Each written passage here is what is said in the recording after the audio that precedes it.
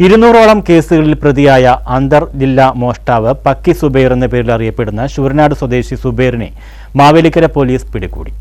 ഇയാളെ റെയിൽവേ സ്റ്റേഷനിൽ നിന്നുമായിരുന്നു ഓടിച്ചിട്ട് പിടികൂടിയത്. ജയിലിൽ നിന്നിറങ്ങി കഴിഞ്ഞ 2 മാസത്തിനിടെ മാവേലിക്കര, ഹരിപ്പാട്, അമ്പലപ്പുഴ, കരിയിലക്കുളങ്ങര, നൂറനാട്, വള്ളികുന്നം, കരുനാഗപ്പള്ളി, ശാസ്താംകോട്ട തുടങ്ങിയ സ്ഥലങ്ങളിൽ കടകളുടെ പൂട്ടുകുത്തി തുറന്ന് 200ഓളം മോഷണം നടത്തിയ ശൂരനാട് തെക്കേമുറിയിൽ കുഴിവിള വടക്കേതിൽ പക്കി സുബൈർ എന്ന് വിളിക്കുന്ന സുബൈറിനെയാണ് മാവേലിക്കര പോലീസ് മാവേലിക്കര റെയിൽവേ സ്റ്റേഷനിൽ നിന്നും ഓടിച്ചിട്ട് പിടികൂടിയത്.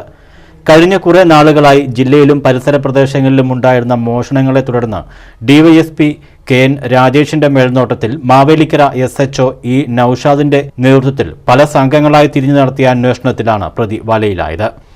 കഴിഞ്ഞ തവണയും മാവേലിക്കര പോലീസ് തന്നെയാണ് ഈ പ്രതിയെ പിടികൂടിയത്.